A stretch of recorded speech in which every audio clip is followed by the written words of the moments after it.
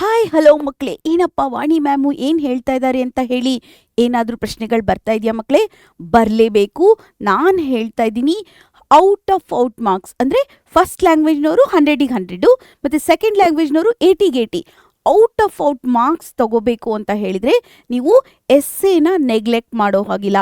ಎಸ್ಸೆಯಲ್ಲಿ thorough ಆಗಿರಬೇಕು, perfect ಆಗಿರಬೇಕು. ಹಾಗಿದ್ರೆ ಎಸ್ಸೆಯಲ್ಲಿ ಪರ್ಫೆಕ್ಟ್ ಆಗಿದ್ರೆ ಏನು ಮಾಡಬೇಕು, ಅಲ್ಲಿ ಹೇಗೆ ಥರೋ ಆಗಬೇಕು ಅಂತ ಹೇಳಿ ಕ್ವಶನ್ಸ್ ಇರುತ್ತೆ. ನೀವು ಗ್ರೇಡ್ 9ನಲ್ಲಿ ಹೇಗೆ ಎಸ್ಸೆ ಬರಿತಿದ್ರಿ ಅದನ್ನು ಅದೇ ಥರ ಫಾಲೋ ಮಾಡೋ ಹಾಗಿಲ್ಲ. ಈಗ ಗ್ರೇಡ್ 10ನಲ್ಲಿ ನೀವು ತುಂಬ ಚೆನ್ನಾಗಿ ಬರಿಬೇಕು. ಏನಪ್ಪ ಅಂತ ಹೇಳಿದರೆ ಅದರಲ್ಲಿ ಗಾದೆ ಮಾತುಗಳನ್ನು ಬಳಸಬೇಕು, ಯಾರಾದರೂ ಸೇಯಿಂಗ್ಸ್ ಇದ್ದರೆ ಯಾರಾದರೂ ಹೇಳಿರೋವಂಥದ್ದನ್ನು ಬಳಸಬೇಕು, ನುಡಿಗಟ್ಟುಗಳನ್ನು ಬಳಸಬೇಕು, ಅನುಕರಣಾ ವ್ಯಯಗಳನ್ನು ಬಳಸಬೇಕು, ಜೋಡು ನುಡಿಯನ್ನು ಇದೆಲ್ಲ ಬಳಸೋದ್ರಿಂದ ಏನಾಗುತ್ತೆ ಅಂತ ಹೇಳಿದರೆ ನಿಮ್ಮ ಭಾಷಾ ಶೈಲಿ ಏನಾಗುತ್ತೆ, ತುಂಬ ಚೆನ್ನಾಗಿರುತ್ತೆ. ಆವಾಗ ಒಳ್ಳೆ ಅಂಕಗಳು ಬರುತ್ತೆ. ಹಾಗಿದ್ರೆ ಏನು ಮಾಡಬೇಕು ಮ್ಯಾಮ್ ಅಂತ ಹೇಳಿ ಕ್ವಶನ್ಸ್ ಬರುತ್ತೆ. ಬನ್ನಿ, ತಡ ಮಾಡೋದು ಬೇಡ. ಇವತ್ತಿನ ಈ ಕ್ಲಾಸಲ್ಲಿ ನಾನು 100 ಔಟ್ ಆಫ್ ಔಟ್ ಅಂತಂದರೆ ನೀವು ಫಸ್ಟ್ ಲ್ಯಾಂಗ್ವೇಜು ಸೆಕೆಂಡ್ ಲ್ಯಾಂಗ್ವೇಜು ಇಬ್ಬರೂ ಕೂಡ ಔಟ್ ಮಾರ್ಕ್ಸ್ ತಗೊಳ್ಳೋದಕ್ಕೆ ಎಸ್ಸೆನ ಹೇಗೆ ಬರಿಬೇಕು ಅಂತ ಹೇಳ್ತಾ ಇದ್ದೀನಿ. ಇವತ್ತಿನ ತರಗತಿಯಲ್ಲಿ ಏನು ಮಾಡ್ತಾ ಇದ್ದೀನಿ ಅಂತ ಹೇಳಿದ್ರೆ, ಫಸ್ಟು ನಿಮಗೆ ಇಲ್ಲಿ ಪರಿಚಯ ಇರುತ್ತೆ. ಇಲ್ಲಿ 3 ಹಂತಗಳಿರುತ್ತೆ, ನಿಮ್ಗೆ ಗೊತ್ತು. ಫಸ್ಟು ಇಂಟ್ರೊಡಕ್ಷನ್ ಅಥವಾ ಪರಿಚಯವನ್ನು ಬರಿತೀವಿ. ನೆಕ್ಸ್ಟು ವಿಷಯ ವಿವರಣೆಯನ್ನು ಬರಿತೀವಿ. ಥರ್ಡಲ್ಲಿ ಉಪಸಂಹಾರವನ್ನು ಬರಿತೀವಿ. ಹಾಗಿದ್ರೆ ಪರಿಚಯದಲ್ಲಿ ಏನಿರಬೇಕು? ಇಂಟ್ರೊಡಕ್ಷನನ್ನು ಹೇಗೆ ಬರಿಬೇಕು? ಒಂದು 10 ಲೈನ್ ಬರಿಬೇಕಾ ಮ್ಯಾಮ್? ಇಲ್ಲ, ನೋ. ಇದರಲ್ಲಿ 3ರಿಂದ 5 ಲೈನ್ ಒಳಗೆ ತುಂಬ ಬರೆಯೋದಿದ್ರೆ 5 ಲೈನ್ ಬರೀರಿ, ಇಲ್ಲ 2ರಿಂದ 3 ಲೈನಲ್ಲೇ ಫಿನಿಷ್ ಮಾಡಿ. ಹೇಗಪ್ಪ ಫಿನಿಷ್ ಮಾಡಬೇಕು ಅಂದರೆ, ಶುರು ಮಾಡಬೇಕಾದ್ರೆ ಈಗ ಗ್ರಂಥಾಲಯದ ಮಹತ್ವ ಅಂತ ಇದೆ, ಅದಕ್ಕೊಂದು ಯಾವ್ದಾದ್ರು ಗಾದೆ ಮಾತು ಹಾಕಬೇಕು. ದೇಶ ಸುತ್ತಿ ನೋಡು, ಕೋಶ ಓದಿ ನೋಡು ಅಂತ ಹಾಕಬೇಕು. ಅಥವಾ ಪುಸ್ತಕಗಳು ಮನುಷ್ಯನ ಉತ್ತಮ ಸಂಗಾತಿ. ಈ ಥರ ನೀವು ಗಾದೆ ಮಾತುಗಳನ್ನು ಹಾಕಿ ಆ ಒಂದು ಪರಿಚಯವನ್ನು, ಇಂಟ್ರೊಡಕ್ಷನನ್ನು ಬರೆಯೋದಕ್ಕೆ ಶುರು ಮಾಡಬೇಕು. ಈಗ ರಾಷ್ಟ್ರೀಯ ಹಬ್ಬಗಳು ಬಂದರೆ ರಾಷ್ಟ್ರೀಯ ಹಬ್ಬಗಳ ಬಗ್ಗೆ ಬರಿಬೇಕು, ನಮ್ಮ ದೇಶದ ಬಗ್ಗೆ ಬರಿಬೇಕು, ಭಾರತ ಭೂಮಿ ಬಗ್ಗೆ ಬರಿಬೇಕು, ಅಥವಾ ನೀವು ಭಾರತ ಭೂಮಿಯ ವಿಶಿಷ್ಟತೆಯ ಬಗ್ಗೆ ಬರಿಬೇಕು. ಆವಾಗ ಶುರು ಮಾಡಬೇಕು. ಸರಿನಾ ಮಕ್ಕಳೇ? ನೆಕ್ಸ್ಟ್ ಏನು ಮಾಡಬೇಕು ಅಂದರೆ, ಯಾವುದಾದ್ರೂ ಚಿಕ್ಕ ಚಿಕ್ಕ ಉದಾಹರಣೆಗಳಿದ್ರೆ, ಸೂಚನೆಗಳಿದ್ರೆ ಅವುಗಳನ್ನು ಈಗ ಅಟೆನ್ಷನ್, ಇದು ಮಾಡೋದ್ರಿಂದ ಹಿಂಗಾಗುತ್ತೆ ಅಂತ ಹೇಳಿ ಬರಿಬೇಕು. ಆ ಮಾಡೋದ್ರಿಂದ ನಿಮ್ಗೇನಾಗುತ್ತೆ, ನಿಮ್ಮ ಪ್ರಬಂಧ ಸೂಪರಾಗಿ ಆಗುತ್ತೆ ಮಕ್ಕಳೇ. ನೆಕ್ಸ್ಟ್ ಏನು ಮಾಡಬೇಕು ಅಂದರೆ, ಇದು ನೋಡಿ ಮೇನ್ ಕಂಟೆಂಟು, ವಿಷಯ ವಿವರಣೆ.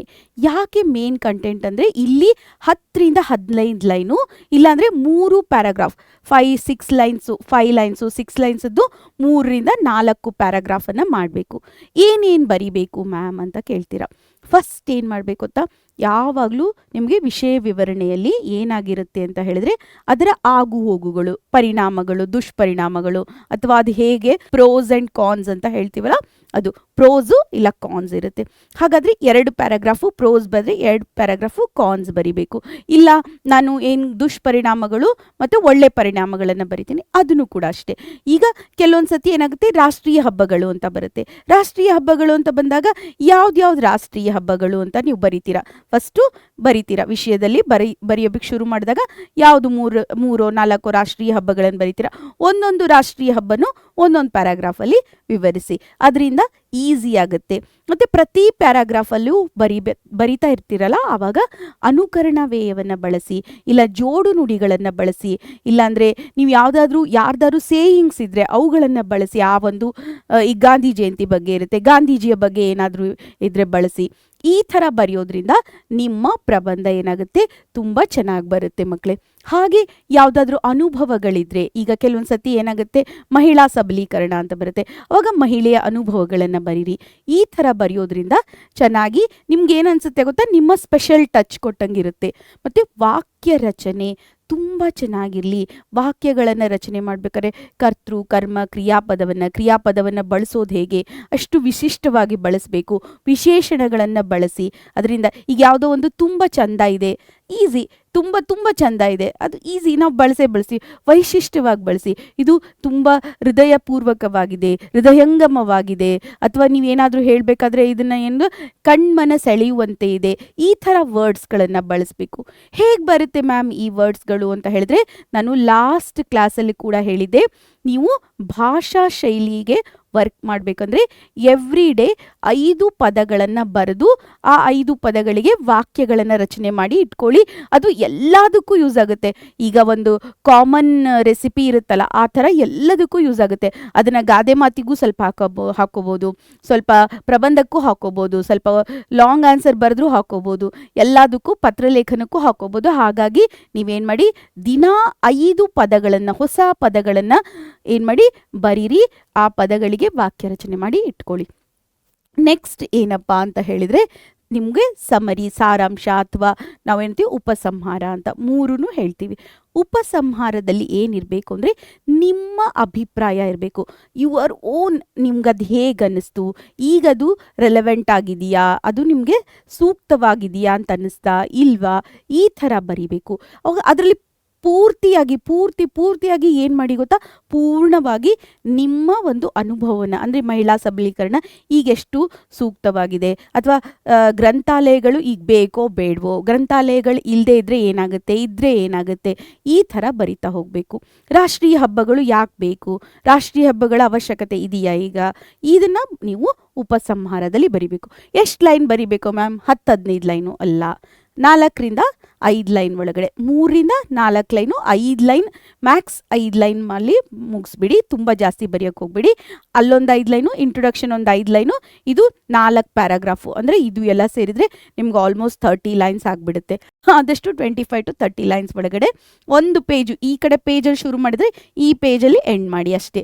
ತುಂಬ ಜಾಸ್ತಿ ಬರೆಯೋಕ್ಕೆ ಹೋಗ್ಬಿಡಿ, 2-3 ಪೇಜೆಲ್ಲ ಬರೆಯೋಕ್ಕೆ ಹೋಗ್ಬಿಡಿ. ಈ ಪೇಜಲ್ಲಿ ಶುರು ಮಾಡಿದರೆ ಈ ಪೇಜಲ್ಲಿ ಮುಗಿಸ್ಬಿಡಿ. 2 ಪೇಜ್ ಹೀಗೆ ಅಕ್ಕಪಕ್ಕ ಪೇಜ್ ತೊಗೊಂಡು ಆ 2 ಪೇಜಲ್ಲಿ ಬರೆದ್ಬಿಡಿ. ಓಕೆ, ನಿಮಗೆ ಅಲ್ಲಿ ಹೇಗೆ ವಿಂಗಡಣೆ ಮಾಡಿದ್ದಾರೆ, ಅಂಕಗಳನ್ನು ಹೇಗೆ ಅವರು ಕೊಡ್ತಾರೆ ಅಂತ ಹೇಳಿದರೆ, ನಿಮಗೆ ಪೀಠಿಕೆ ಅಥವಾ ಪ್ರಸ್ತಾವನೆ ಇದ್ದರೆ 1 ಅಂಕ ಕೊಡ್ತಾರೆ. ವಿಷಯ ವಿವರಣೆಗೆ ಏನು ಮಾಡ್ತಾರೆ, ವಿಷಯ ನಿರೂಪಣೆ ವಿವರಣೆ ಮಾಡಿದ್ದಕ್ಕೆ 2 ಅಂಕ ಕೊಡ್ತಾರೆ. ಆಮೇಲೆ ಭಾಷಾ ಶೈಲಿಗೆ ಏನು ಮಾಡ್ತಾರೆ, 1 ಅಂಕ ಕೊಡ್ತಾರೆ. ಟೋಟಲ್ ಆಗಿ ನಿಮ್ಗೆ ಗೊತ್ತಿದೆ, ನಿಮಗೆ 5 ಅಂಕದ, ಯಾರಿಗೆ ಫಸ್ಟ್ ಲ್ಯಾಂಗ್ವೇಜ್ನವ್ರಿಗೆ 5 ಅಂಕದ ಪ್ರಶ್ನೆ ಆಗಿರುತ್ತೆ, 5 ಅಂಕ ಬರುತ್ತೆ. ಸೆಕೆಂಡ್ ಲ್ಯಾಂಗ್ವೇಜ್ನವ್ರಿಗೆ 4 ಮಾರ್ಕ್ ಇದೆ. ಸೆಕೆಂಡ್ ಲ್ಯಾಂಗ್ವೇಜ್ನವ್ರಿಗೆ 4 ಮಾರ್ಕು ಮತ್ತು ಫಸ್ಟ್ ಲ್ಯಾಂಗ್ವೇಜ್ನವ್ರಿಗೆ 5 ಮಾರ್ಕ್ಸ್ ಇರುತ್ತೆ ಮಕ್ಕಳೇ.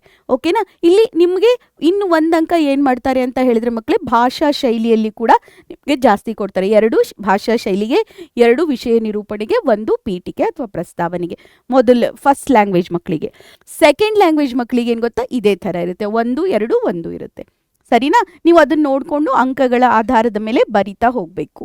ಇಲ್ಲಿ ನೋಡಿ ಮಕ್ಕಳೇ, ಒಂದಿಷ್ಟು ಇಂಪಾರ್ಟೆಂಟ್ ಆಗಿರುವಂಥ ಪ್ರಬಂಧಗಳು ಯಾವುದಪ್ಪ? ಇಂಪಾರ್ಟೆಂಟ್ ಆಗಿರೋ ಪ್ರಬಂಧಗಳು ಇವೆಲ್ಲ ಇಂಪಾರ್ಟೆಂಟ್ ಆದಂಥ ಪ್ರಬಂಧಗಳು ಮಕ್ಕಳೇ. ಇವುಗಳು ತುಂಬ ವರ್ಷ ರಿಪೀಟ್ ಆಗಿದೆ, ಆಲ್ಮೋಸ್ಟ್ 6 to 7 ಟೈಮ್ ರಿಪೀಟ್ ಆಗಿದೆ. 2-3 ಇಯರ್ಸಲ್ಲೇ ತುಂಬ ಸತಿ ರಿಪೀಟ್ ಆಗಿದೆ. ಮತ್ತು ನಿಮ್ಮ ಬುಕ್ಕಲ್ಲಿ ಹಿಂದ್ಗಡೆನೂ ಇದೆ, ನಿಮ್ಮ ಚಟುವಟಿಕೆ ಭಾಗ ಇದೆಯಲ್ಲ, ಎಕ್ಸಸೈಸ್ ಅಂತ ಹೇಳ್ತೀವಲ್ವ, ಭಾಷಾ ಅಭ್ಯಾಸ, ಅಲ್ಲಿ ಇದೆ. ಹಾಗಾಗಿ ಇವುಗಳನ್ನೆಲ್ಲ ನಾನು ಏನು ಮಾಡಿದ್ದೀನಿ ಅಂತ ಹೇಳಿದರೆ ಲೀಸ್ಟ್ ಮಾಡಿದ್ದೀನಿ. ಇದರಲ್ಲಿ ಫಸ್ಟ್ ಲ್ಯಾಂಗ್ವೇಜ್ ಮಕ್ಕಳು, ಸೆಕೆಂಡ್ ಲ್ಯಾಂಗ್ವೇಜ್ ಮಕ್ಕಳು ಇಬ್ಬರಿಗೂ ಕೂಡ ಎಷ್ಟೊಂದು ಇಂಪಾರ್ಟೆಂಟ್ ಆಗಿದೆ.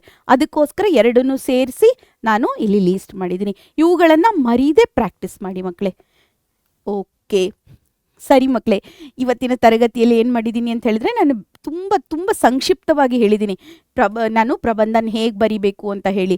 ಓಕೆ, ನಿಮಗೆ ತುಂಬ ಡೀಟೇಲ್ ವಿಡಿಯೋ ಬೇಕು ಮ್ಯಾಮ್, ನಮ್ಗೆ ಡೀಟೇಲ್ ಆಗಿ ನಮಗೆ ವ್ಯಾಕರಣ ಬೇಕು ಅಂತ ಹೇಳಿದರೆ ಏನು ಮಾಡಿ ಅಂದರೆ, ಮರೀದೆ ನೀವೇನು ಮಾಡಿ ಅಂತ ಹೇಳಿದರೆ, ನನ್ನ 1 ಶಾರ್ಟ್ ವಿಡಿಯೋಸ್ ಇದೆ, ಆ 1 ಶಾರ್ಟ್ ವಿಡಿಯೋಸನ್ನು ನೋಡ್ಬೋದು ಮಕ್ಕಳೇ. ನಾನು ಈಗಾಗಲೇ 1 ಶಾರ್ಟ್ ವಿಡಿಯೋಸ್ನ ಮಾಡಿಟ್ಟಿದ್ದೀನಿ.